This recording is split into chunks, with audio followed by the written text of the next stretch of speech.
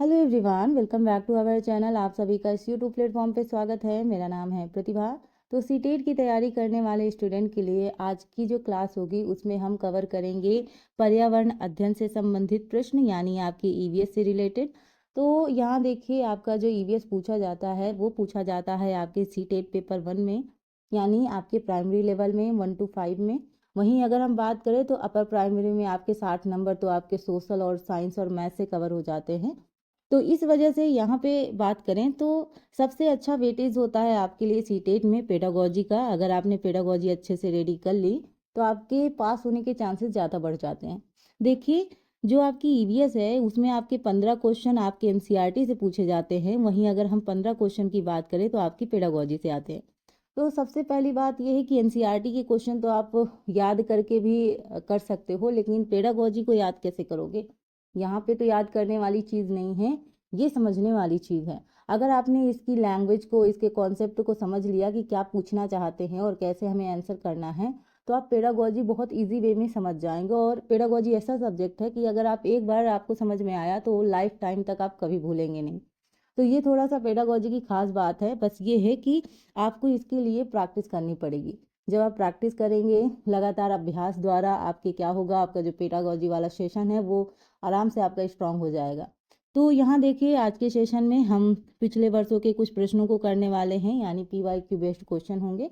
इससे देखो, PYQ based question से दो तीन फायदे हैं। पहला फायदा क्या है आपके लिए? पहली बात तो आपको ट्रेंड पता चलता है कि किस तरीके से क्वेश्चन पूछे जाते हैं, किस तरह के क्वेश्चन पूछे जाते हैं। दूसरा फायदा ये है कि रिपीट होने के चांसेस भी होते हैं कई बार क्वेश्चनों के। तो यहाँ पे वो सारी चीज़ें हमारी मैनेज हो जाती हैं। फिलहाल तो यहाँ पे बात करते हैं आज के सेशन से। तो सेशन शुरू करने से पहले एक बात आप सभी स्टूडेंट याद रखिएगा कि कई सारी न्यूज़ें, अफवाहें फैल रही हैं कि पेपर नहीं होगा, पेपर अब पता नहीं इस ईयर होगा नहीं होगा। बहुत सारे रीजंस हैं और यहाँ पे बहुत सारे आपने यूट्यूब चैनल पे देखा भी होगा। हालांकि आप सभी लोग जानते हैं कि आपकी ईयर में 2 बार सीटेट का एग्ज़ाम होता है। एंड अगर हम बात करें तो बहुत जल्द आपको इसका नोटिफिकेशन भी देखने को मिलेगा। लेकिन जो लोग इन सारी अफवाहों में इन्वॉल्व हैं, क्या वो अच्छे से स्टडी पे फोकस कर पा रहे हैं? क्योंकि स्टडी तो हम तभी अच्छे से कर पाते हैं जब हमें पता होता है कि यस, अब इसका फॉर्म आएगा, हम भरेंगे, एग्जाम देंगे। इस वजह से हम प्रिपरेशन अच्छे से कंटिन्यू तरीके से करते हैं। लेकिन यहाँ पे मैं आपको सजेस्ट यही करूँगी, तो ये अफवाहों में मत आइए। सिंपल सा स्टडी कंटिन्यू रखिए। जब कोई इन्फॉर्मेशन आएगी उसकी ऑफिशियल वेबसाइट में जाके देखें। अगर आप ऑफिशियल वेबसाइट में देखेंगे तो आपको सारी चीज़ें ट्रू पता चलेंगी, ठीक है? इधर उधर की चीज़ों पे ना लगकर अगर आप स्टडी पे लगेंगे तभी आपका फ्यूचर बनेगा। नहीं तो ऐसे करते करते कब किसका ईयर चला जाता है किसी को कुछ नहीं पता। अफसोस सिर्फ आपको होगा और किसी को नहीं, ठीक है? फिलहाल बात करते हैं अपने आज के सेशन की। और अगर ये सेशन पसंद आए तो लाइक शेयर सब्सक्राइब ज़रूर करें। चलिए, तो पहला क्वेश्चन है आप सभी के सामने। अगर थोड़ा सा छोटा क्वेश्चन दिख रहा हो तो जूम कर लीजिएगा, ठीक है? भारोत्तोलकों को प्रायः ज़्यादा मांसपेशियां और बॉडी मास बनाने की आवश्यकता होती है। इस उद्देश्य के लिए उन्हें ऐसा आहार लेने की आवश्यकता है जो डैश डैश डैश से भरपूर है। यानी क्वेश्चन आप, बी है वसा, सी है प्रोटीन और डी है विटामिन। तो आप जानते हैं जो वेट लिफ्टर होते हैं उन्हें अपनी मसल्स बनानी रहती है, और यहाँ पे मसल्स बनाने के लिए कौन सा पोषक तत्व उनकी हेल्प करेगा, किस पोषक तत्व के कारण आप मसल्स डेवलप कर सकते हैं? तो यहाँ अगर हम बात करें तो उसमें आपका जो प्रोटीन है वो आपको मदद करेगा। ऑप्शन सी आपका राइट आंसर है। तो जैसे आप जानते हैं जो लोग बॉडी बनाते हैं और एप्स वगैरह बनाते हैं उनको सबसे ज़्यादा प्रोटीन की ज़रूरत होती है, ठीक है? कई बार प्रोटीन जो डिब्बे आते हैं उनको भी लोग खाते हैं। अगर मतलब उनकी पूर्ति अगर खाने के द्वारा नहीं हो पाती है तो आजकल इंडोरा मास वगैरह बहुत सारी चीज़ें ऐसी आ गई हैं जिनको खा के भी प्रोटीन की जो आवश्यकता है उसको पूरी की जाती है। बट वो सारी चीज़ें नेचुरल चीज़ों से बेहतर नहीं हो सकती हैं। और नेचुरल चीज़ों में सभी प्रकार की दाल है, पनीर है, सोयाबीन है, आपका मशरूम वगैरह है, उन सारी चीज़ों में आपकी प्रोटीन भरपूर मात्रा में होती है। तो अगर जो लोगों को बॉडी शॉडी बनानी होती है तो उनको क्या करते हैं कि ये सारी चीज़ें खानी पड़ती हैं प्रोटीन युक्त, ठीक है? क्योंकि प्रोटीन ऐसी चीज़ है, अगर जैसे आजकल वर्तमान समय में सबका फैट काफ़ी बढ़ रहा है, ठीक है? ना चाहते हुए भी काफ़ी मोटे हो रहे हैं लोग। तो मतलब वो वाले फैट में क्या होता है, प्रॉब्लम होती है, मोटापा बढ़ता है तो बीमारियां बढ़ती हैं, राइट? अब इसमें क्या होता है कि अगर आप प्रोटीन युक्त खाना खाओगे तो आपका मोटापा भी नहीं बढ़ेगा और आपका भूख भी शांत होगा। कई बार हमको बार बार भूख लगती है तो हम खाते रहते हैं, कहीं कुछ ऑयली चीज़ें खाई, कहीं कुछ मीठा चीज़ खाया। इन सारी चीज़ों से क्या होता है कि आपका जो वेट होता है वो ज़्यादा बढ़ता है, ठीक है। आपकी भूख शांत नहीं होती है, वेट ज़्यादा बढ़ जाता है। और प्रोटीन युक्त आहार लेने से वेट भी नहीं बढ़ता और आपकी भूख भी शांत हो जाती है। तो सबसे बेस्ट ऑप्शन आपका क्या है? प्रोटीन है। तो ये तो मैं आपको अलग से थोड़ा सा बता रही, बाकी आपका ऑप्शन है सी, ठीक है। नेक्स्ट क्वेश्चन है आपके सामने, रेखा की माँ डैश डैश डैश के लिए रोजाना तालाब से लाए पानी में फिटकरी डालती है। तो रेखा की माँ किस वजह से रोजाना तालाब से लाए पानी में फिटकरी डालती है, ये आपको बताना है। आपके ऑप्शन है लंबे निलंबित अपद्रव्यों को अवसादित करने, कठोर जल को मृदु जल में परिवर्तित करने, सी है पानी में मौजूद रोगाणुओं को खत्म करने, और डी है पानी को रंग रहित करने। तो चारों ऑप्शन आप सभी के सामने हैं कि क्या रीज़न है जिसकी वजह से जो रेखा की मम्मी है वो रोजाना तालाब से जो पानी लाती है उसमें फिटकरी डालती हैं। तो उसका रीज़न ये है कि हल्के निलंबित अपद्रव्यों को क्या करने, अवसादित करने के लिए, ठीक है। तो यहाँ पे एक चीज़ याद रखिएगा, ये जो आपका ऑप्शन पहला है ये आपका सही होगा। और ये इस वजह से होता है ताकि जो तालाब के पानी में अपद्रव्य हैं वो फिटकरी से क्या हो जाए, हट जाए। तो इसलिए आपका जो ऑप्शन ए है वो आपका राइट आंसर है। नेक्स्ट क्वेश्चन है आप सभी के सामने, खाद्य श्रृंखला की संकल्पना को पढ़ाने में, ठीक है, खाद्य श्रृंखला की संकल्पना को पढ़ाने में विद्यार्थियों को अधिकतम भागीदारिता के लिए निम्नलिखित में से कौन सी शिक्षण व्यूह रचना सबसे इफेक्टिव होगी या सबसे प्रभावी होगी। आपके ऑप्शंस हैं, श्याम पट पर लिखी विभिन्न खाद्य श्रृंखलाओं के सभी उदाहरणों को देखकर लिखने के लिए विद्यार्थियों से कहना, यानी आपने श्याम पट यानी ब्लैक बोर्ड पर जो चीज़ें खाद्य श्रृंखला के एग्जाम्पल्स लिखे हैं उनको देखकर लिखने के लिए आप कहोगे स्टूडेंट से। या फिर बी ऑप्शन है कि जीवों के प्ले कार्ड बनाओगे, विद्यार्थियों के समूह को विभिन्न खाद्य श्रृंखलाओं को सोचते हुए व्यवस्थित करने के लिए आप कहोगे। सी है विभिन्न आवाज़ों में चलने वाली संभावित खाद्य श्रृंखलाओं की खोज करने के लिए विद्यार्थियों को कहना।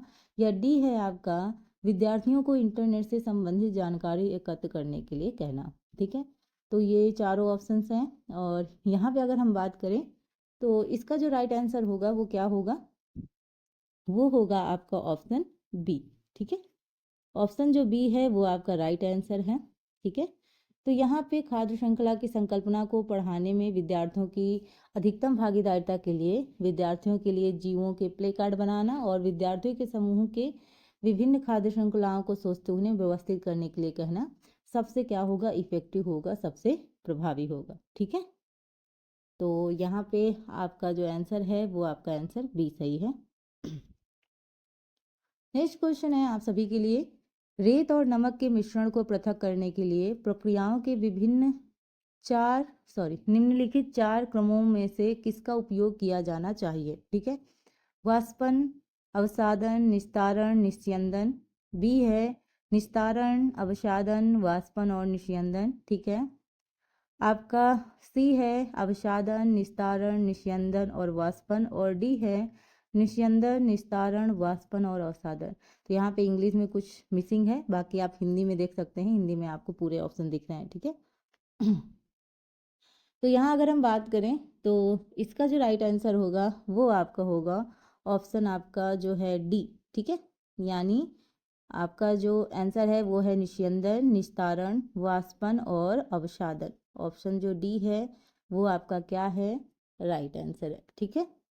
तो इस तरीके से कुछ क्वेश्चन ऐसे होते हैं जो आपको डिफिकल्ट लग सकते हैं, लेकिन अधिकतर क्वेश्चन ऐसे होंगे जिनको आप कर पाएंगे। बहुत ज़्यादा ऐसा नहीं है कि बहुत ज़्यादा टफ क्वेश्चन पूछे जाते हैं जिनको करना थोड़ा मुश्किल होगा, बट ये भी नहीं कह सकते कि बहुत ज़्यादा इजी है कि हम तुरंत कर पाएंगे। थोड़ा सा देखिए, कोई भी एग्ज़ाम क्रैक करने के लिए हमें मेहनत तो करनी ही पड़ेगी। अगर इजी दे देंगे तो इसका मतलब सोचिए लोगों की संख्या कितनी होगी, हर कोई पास करके बैठा होगा सीटेट का एग्ज़ाम। तो इस तरीके से थोड़ा बहुत तो टफ बनाना ही पड़ता है। तो यहाँ अगर हम बात करें आपके क्वेश्चन की, तो एक विज्ञान शिक्षिका श्वसन प्रकरण पढ़ाने के बाद परीक्षा का आयोजन करती है और यह देखती है कि अधिकांश विद्यार्थी श्वसन और सांस लेने के बीच अंतर को नहीं समझते हैं। यह किसके कारण हो सकता है। ठीक है। यानी मान लीजिए कोई भी साइंस जो आपकी शिक्षिका हैं, टीचर हैं, वो श्वसन वाला जो चैप्टर है उसको पढ़ा रही हैं, ठीक है। तो उसके पढ़ाने के बाद परीक्षा का क्या करती हैं, आयोजन करती हैं और यह देखती हैं कि जो स्टूडेंट हैं वो श्वसन और सांस लेने के बीच को अंतर नहीं समझ पा रहे हैं। तो आखिरकार रीज़न क्या है कि क्यों अंतर नहीं समझ पा रहे हैं, ये आपको आइडेंटिफाई करना है। तो आपके ऑप्शंस हैं, यह उनकी कक्षा अध्यापिका नहीं है, बी है विद्यार्थी प्रश्नों को सही तरीके से नहीं समझ सके, सी है शिक्षिका की कक्षा में प्रायः बहुत अनुशासनहीनता रहती है और डी है वह कक्षा में प्रभावी तरीके से संबंधित संकल्पना को व्याख्यायित नहीं कर सकी। देखिए, कुछ ऑप्शंस आपको ऐसे मिलेंगे कि आप सीधा सीधा उसे एलिमिनेट कर सकते हो। मैं बताती हूँ कैसे। देखो, यह उनकी कक्षा अध्यापिका नहीं है, तो सवाल देखिए और जो ऑप्शंस है उनको देखिए, दोनों को मैच करने की कोशिश कीजिए। तो ये बिल्कुल भी फिट नहीं बैठ रहा है कि ये उनकी कक्षा अध्यापिका ही नहीं है, ठीक है। फिर बाद में आपका ये देखिए कि शिक्षिका की कक्षा में प्रायः बहुत अनुशासनहीनता रहती है। क्या बच्चे श्वसन और सांस लेने के बीच में अगर अंतर को नहीं समझ पा रहे हैं तो क्या ये रीज़न हो सकता है, ठीक है। विद्यार्थी प्रश्नों को सही तरीके से नहीं समझ सके, यहाँ तक हम मान सकते हैं। वह कक्षा में प्रभावी तरीके से संबंधित संकल्पना को प्रायः व्याख्यायित नहीं कर सके, व्याख्यायित मतलब एक्सप्लेन नहीं कर सकी। तो यहाँ पे जो आपका आंसर होगा वो दो ऑप्शनों में, हमेशा सीटेट में यहाँ पे बहुत सारे बच्चों को दिक्कत होती है कि दो ऑप्शनों में बच्चे कंफ्यूज होते हैं और यही दो ऑप्शनों में से हमें बेस्ट ऑप्शन चुनना होता है। देखिए, विद्यार्थी प्रश्नों को सही तरीके से नहीं समझ सके, ये भी हो सकता था, लेकिन उससे बेहतर क्या है, उससे बेहतर ये है कि वह कक्षा में प्रभावी तरीके से संबंधित, ठीक है, संकल्पना को व्याख्यायित नहीं कर सकी, ठीक है। तो यहाँ पे वो जो हैं उन्होंने अच्छे से इस चीज़ को एक्सप्लेन नहीं कर पाए, उनको बच्चों को अच्छी तरीके से नहीं समझा पाए, जिसकी वजह से क्या हुआ, बच्चे श्वसन और सांस लेने के बीच अंतर को नहीं समझ सके। तो यहाँ पे जो आपका राइट आंसर होगा वो होगा आपका ऑप्शन नंबर डी, ठीक है। चलिए नेक्स्ट क्वेश्चन की बात करें। नेक्स्ट क्वेश्चन है आपका कि निम्नलिखित में से भोजन बनाने का कौन सा तरीका अच्छा है। इस क्वेश्चन को तो आप सभी कर लेंगे, ये मेरा मानना है, बाकी ऑप्शन देख के आप बता सकते हैं। सब्जियों को काटना और तब उन्हें खौलते पानी में धोना, सब्जियों को काटने और पकाने से पहले उन्हें कुछ समय के लिए धूप में रखना, बैक्टीरिया नष्ट करने के लिए सब्जियों को गहरा तलते हुए पकाना, या डी है सब्जियों को अच्छी तरह से धोना और फिर काटना। तो ऑप्शन देखिए, आप देखिए कि भोजन बनाने का कौन सा तरीका अच्छा है, ठीक है। तो कुकिंग मेथड सबसे बेस्ट कौन सा है ये आपको बताना है। सब्जियों को काटना और तब उन्हें खौलते पानी में धोना, क्या कभी आप खौलते पानी में धोते हो सब्जियों को, ठीक है। तो ये तो रॉन्ग रहा, ठीक है। सब्जियों को काटने और पकाने से पहले उन्हें कुछ समय के लिए धूप में रखना, यानी अगर आप घर पे रोज डेली सब्जी बनाओगे तो क्या रोज डेली धूप में सुखाओगे सब्जियों को, बिल्कुल भी नहीं, ठीक है। ये भी गया। बैक्टीरिया नष्ट करने के लिए सब्जियों को गहरा तलते हुए पकाना, क्या डेली सब्जियों को तला जा सकता है, ठीक है। तो ये भी नहीं हुआ। अब लास्ट जो आपका ऑप्शन है कि सब्जियों को अच्छी तरह से धोना और फिर काटना। तो पहले हम सब्जियों को अच्छी तरह से धुलते हैं जाकि उसमें जो भी गंदगी वगैरह है वो सब छूट जाए, ठीक है, और फिर काटते हैं। रीज़न क्या है कि आखिरकार हम सब्जियों को पहले धुलते हैं फिर काटते हैं, उसका रीज़न यही है कि कई क्या होता है कि अगर हम काटने के बाद सब्जियों को धुलते हैं तो जो भी उसके पोषक तत्व होते हैं ना वो नष्ट हो जाते हैं, इसलिए धुलने के बाद काटना चाहिए, ठीक है। तो इस प्रकार जो आपका ऑप्शन है डी वो आपका राइट आंसर होगा। तो देखिए, आपके समझने पे बेस्ड है ये क्वेश्चन, आपको समझना है और समझ के अपने आप से रिलेट करना है तब आंसर देना है, तो आप बखूबी इस आंसर को कर पाएंगे, ठीक है। तो चलिए नेक्स्ट क्वेश्चन देखते हैं। नेक्स्ट क्वेश्चन है आप सभी के सामने कि शिक्षिका वायु प्रकरण को पढ़ाते समय यह प्रदर्शित करना चाहती है कि वायु में भार होता है और वह जगह घेरती है। उसकी सहयोगी इस उद्देश्य के लिए उसे निम्नलिखित चार विभिन्न गतिविधियां सुझाती है, ठीक है।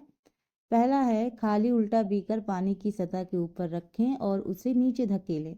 बी है स्ट्रॉ के माध्यम से जूस को क्या करना, खींचना। सी है गुब्बारे में हवा भरना और डी है दो भरे हुए गुब्बारे एक छड़ से बांधे तथा साम्यावस्था में ले आएं, तब किसी एक गुब्बारे को क्या कर दे, फोड़ दे। तो ये आपके ऑप्शंस हैं, नीचे देखते हैं। उपर्युक्त गतिविधियों में से कौन सी जो गतिविधि है यानी एक्टिविटी है वो वांछनीय परिणाम को प्रदर्शित करेगी, ठीक है। आपके ऑप्शंस हैं A and D, B and D, A and C या ए एंड बी।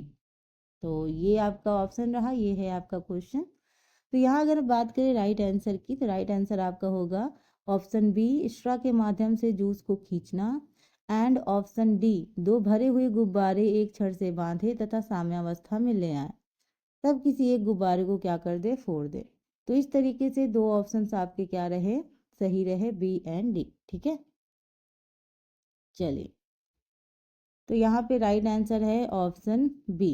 ठीक है, ये आपका राइट आंसर है।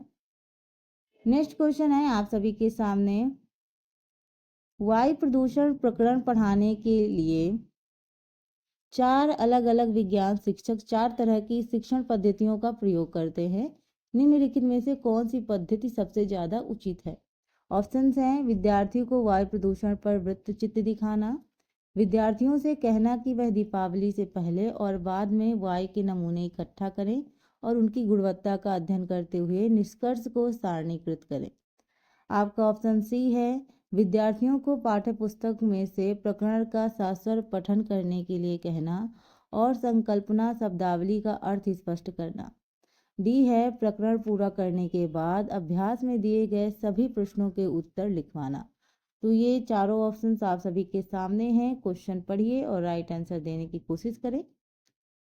तो यहाँ आप देख रहे हैं कि हम पिछले वर्षों के प्रश्नों को कर रहे हैं और यहाँ पे एक चीज़ आपको मालूम होगा कि किस तरीके के प्रश्न पूछे जाते हैं। ठीक है, तो आप पहले से प्रिपेयर रहिएगा। और यहाँ अगर राइट आंसर की बात करेंगे तो राइट आंसर होगा ऑप्शन बी, यानी विद्यार्थियों से कहना कि वह दीपावली से पहले और बाद में वायु के नमूने इकट्ठा करें।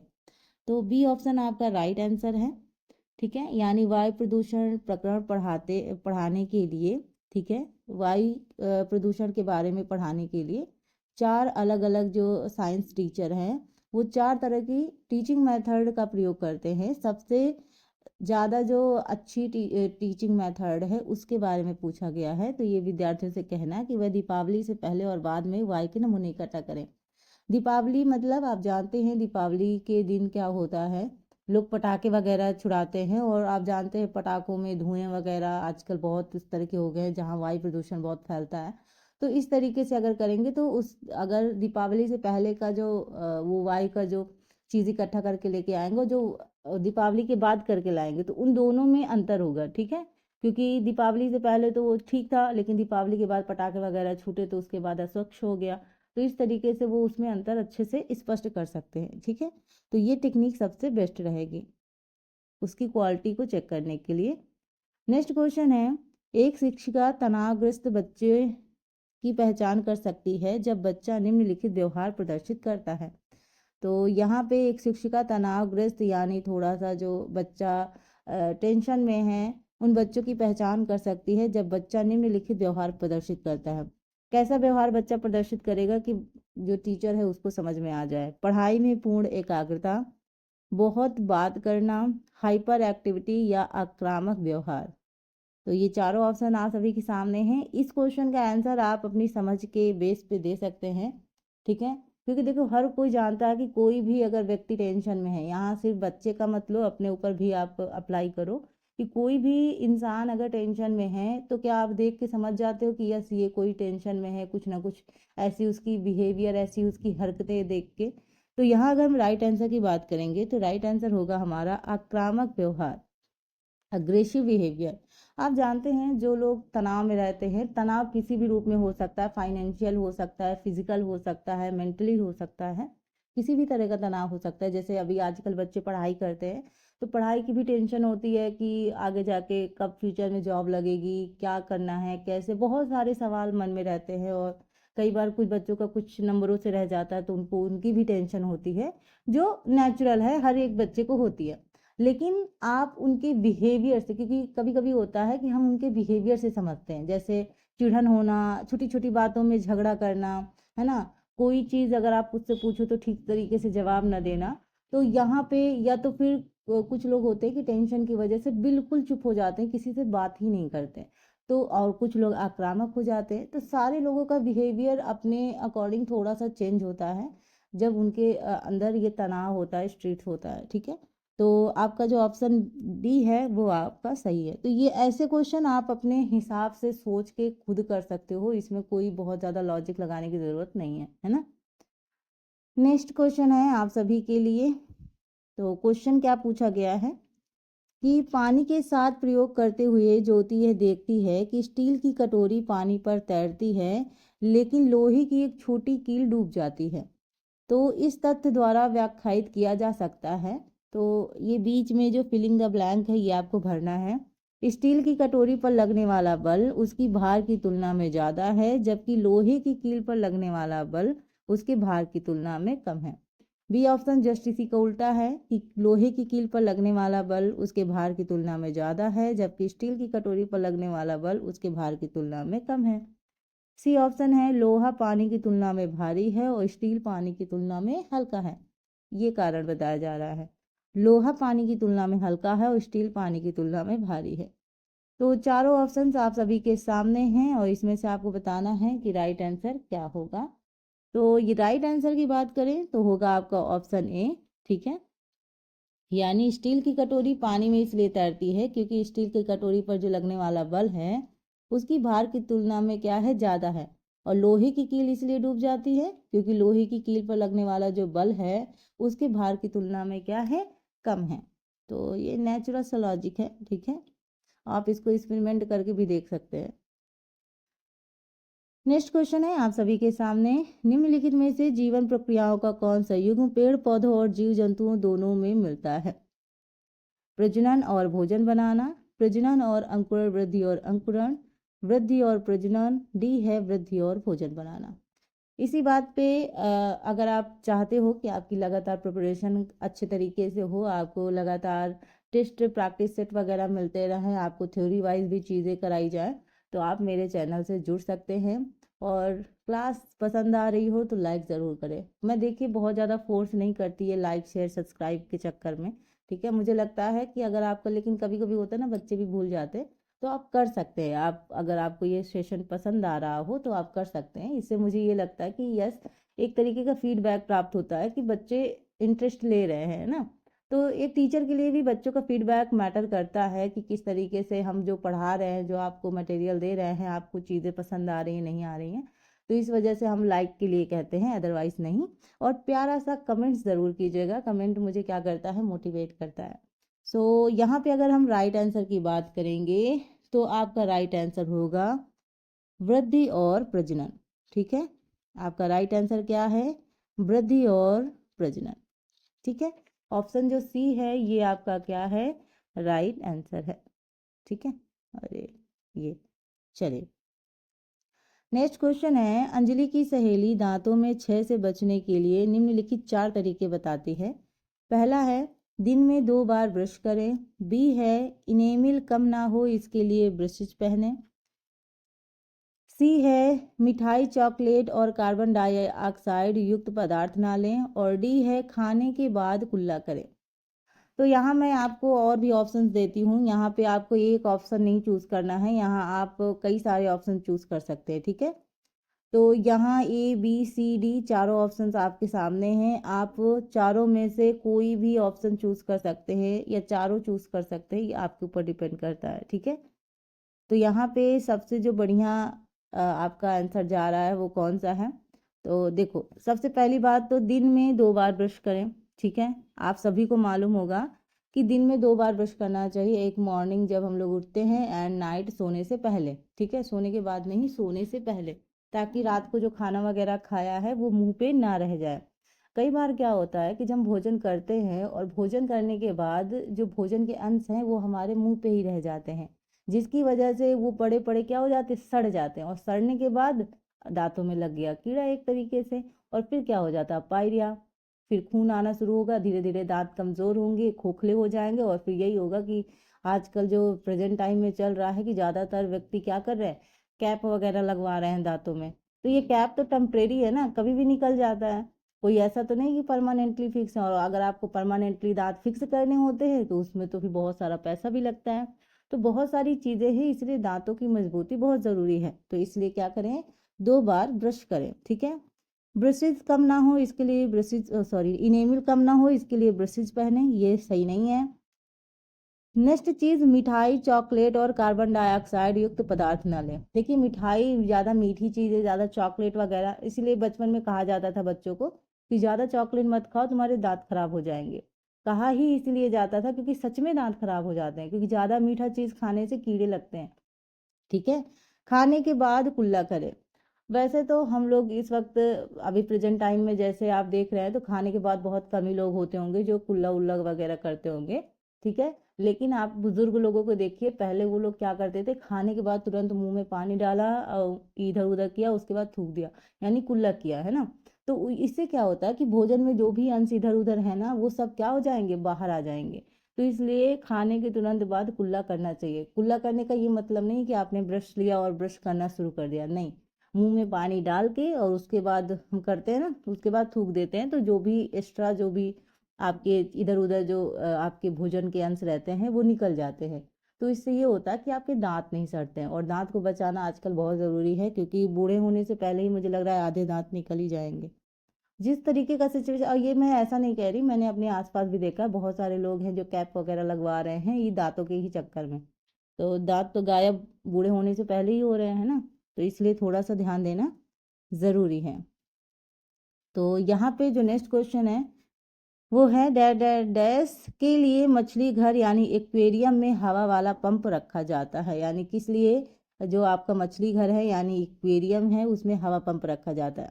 जलीय पौधों को अधिक कार्बन डाइऑक्साइड उपलब्ध कराने, अधिक ऑक्सीजन को पानी में घुलने देने, मछली घर एक्वेरियम की शोभा बढ़ाने, ठीक है, या फिर पानी को साफ करने। तो किस लिए हवा वाला पंप रखा जाता है ये आपको बताना है। ठीक है। तो यहाँ अगर हम बात करें राइट आंसर की, तो राइट आंसर आपका होगा ऑप्शन बी। ठीक है। क्या होगा आपका ऑप्शन जो बी है ये आपका सही उत्तर होगा, यानी मछली घर जिसको हम एक्वेरियम बोलते हैं में जो हम हवा वाला पंप इसलिए रखते हैं ताकि अधिक ऑक्सीजन क्या कर सके, घुल सके। ठीक है। तो इसलिए आपका राइट आंसर बी होगा। नेक्स्ट क्वेश्चन है, जब एक मछली को पहले से उबले लेकिन कमरे के तापमान पर ठंडे किए गए पानी से भरे एक्वेरियम में डाला जाता है तो वह मर जाती है। ऐसा इसलिए होता है क्योंकि मछली घर यानी एक्वेरियम का पानी, आपको रीजन ढूंढना है, ऑक्सीजन रहित है, मछली द्वारा पीने के योग्य नहीं है, खनिज रहित है, या डी है मछली के तैरने के योग्य नहीं है। तो चारों ऑप्शन आप सभी के सामने हैं, क्वेश्चन देखिए और आंसर करने की कोशिश करें। तो यहाँ अगर बात की जाए तो आपका जो राइट आंसर होगा वो होगा आपका खनिज रहित है, यानी जलीय जीव अपना पोषण के लिए जल में पाए जाने वाले जो भी खनिज पदार्थ होते हैं उन पे डिपेंड करते हैं, और क्योंकि जल को उबालने से उनके जो खनिज हैं वो क्या हो गए हैं, नष्ट हो जाते हैं। अतः ऐसे जल से युक्त जो एक्वेरियम में है उसमें क्या हो जाती हैं, मछलियाँ मर जाती हैं। अब जानते हैं एक्वेरियम लोग सब आजकल बहुत ये हो गया है, बहुत सुंदर भी लगता है एक तरीके से, वहाँ सारी चीज़ें जो भी मछली के लिए होती हैं वो अवेलेबल होती है, और वहाँ मछली तैरती है। पानी की ज़रूरत तो होती है, लेकिन इस तरीके से अगर आप चीज़ें कर देंगे जो खनिज पदार्थ हैं उनको ही नष्ट कर देंगे तो फिर वहाँ पे क्या हो जाएगा, जो मछलियाँ होगी वो मर जाएंगी। तो आपका जो ये ऑप्शन सी है ये आपका राइट आंसर है। ठीक है। नेक्स्ट क्वेश्चन है, निम्नलिखित में से कौन सा चांद की सतह की विशेषताओं के बारे में सबसे अच्छा वर्णन करता है। ऑप्शन ए पानी नहीं है चांद के बारे में, चांद में तो हम पहुंच ही चुके हैं, है ना, तो आप तो इस क्वेश्चन को आराम से बता लोगे। पानी नहीं है पर्याप्त हवा, ऊंचे पहाड़, बी है पानी नहीं गहरे गहर ऊंचे पहाड़, सी है हवा नहीं गुरुत्व नहीं पानी नहीं, डी है हवा नहीं गुरुत्व नहीं समतल नहीं। अब आप बताइए कि चांद की सतह की विशेषताओं में सबसे अच्छा वर्णन कौन करता है। ठीक है। तो यहाँ अगर हम बात करें तो आपका जो ऑप्शन होगा बी वो आपका राइट आंसर होगा, यानी पानी नहीं गहरे गहर ऊंचे पहाड़। तो जैसे कुछ लोग बोलते हैं कि चांद में दाग है ना, अभी जब करवा चौथ आता है तब बहुत लोग इस चीज़ को बोलते हैं कि चांद में दाग है। चांद में दाग नहीं, चांद में गड्ढे हैं ठीक है। रियल में जो लोग जानते हैं इस बारे में तो उनको अच्छे से पता होगा कि चांद में कितने गड्ढे हैं, क्योंकि अब हम लोग चांद पे पहुंच चुके हैं तो हम चांद के बारे में चीज़ें तो बता ही सकते हैं। तो आप जानते हैं पानी नहीं है, गहरे गहर है ऊंचे पहाड़, ठीक है। तो ये जो है ये आपका क्या होगा, राइट आंसर होगा। तो यहाँ पे ये रहे आपके इम्पोर्टेंट क्वेश्चन। आई होप आपको आज का सेशन पसंद आया होगा। अगर आज का सेशन आपको पसंद आए तो लाइक करें, सब्सक्राइब करें, बेल आइकन ज़रूर प्रेस कर दें ताकि जब भी मेरी वीडियो आए उसकी नोटिफिकेशन आप तक पहुँचे। सब्सक्राइब करने का एक रीज़न ये भी होता है कि आप उस चैनल से जब जुड़े रहते हैं ना तो आपको सारी वीडियो सारी अपडेट्स टाइम टू टाइम मिलती रहती है ना। और सब्सक्राइब ना करने की वजह से कहीं मान लो अब जैसे मेरी क्लासेस आई, अब लगातार हम लोग इस चीज़ पे काम कर रहे हैं कि अब केवीएस का भी फॉर्म आने वाला है। तो धीरे धीरे टीचिंग एग्ज़ाम के लिए हम लगातार कोशिश कर रहे हैं कि सारी चीज़ें बेहतर प्रोवाइड हो। और यहाँ पे कोई भी फ़ी वगैरह कुछ नहीं लग रहा है, सब फ्री है, ठीक है। कोई भी मैं ऐसा चार्ज नहीं लेती हूँ कि भाई अगर हम लोग आपके थ्योरी वाइज चीज़ें करेंगे तो आपको पैसा लगेगा। जब आपको यूट्यूब में ऐसी चीज़ें प्रोवाइड होती है तो उनका बेनिफिट आपको उठाना चाहिए। और अगर आप मेरे चैनल से जुड़े रहेंगे तो आपको बिल्कुल भी निराशा नहीं होगी, मैं तो स्पेशली आपको निराश नहीं करूँगी। बाकी कोई भी क्वेरीज वगैरह हो, कोई भी डाउट्स वगैरह हो तो आप क्लियर कर सकते हैं।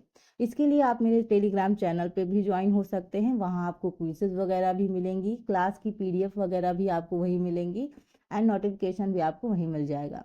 बाकी नोटिफिकेशन के लिए आप बेल आइकन भी प्रेस कर सकते हैं, तो जब भी मेरी क्लासेस आएंगी उसकी नोटिफिकेशन आप तक पहुंच जाएगी। तो मेरा मानना ये है कि बच्चे हैं और यहाँ पे जितना ज़्यादा हम उन पे हेल्प कर सकते हैं, क्योंकि बहुत से बच्चे ऐसे हैं जो फाइनेंशियल स्ट्रांग नहीं हैं। तो मेरा ये थोड़ा सा रहता है कि अगर हमें ऐसा प्लेटफॉर्म मिला है तो हम उनके लिए क्यों ना हेल्प कर सके।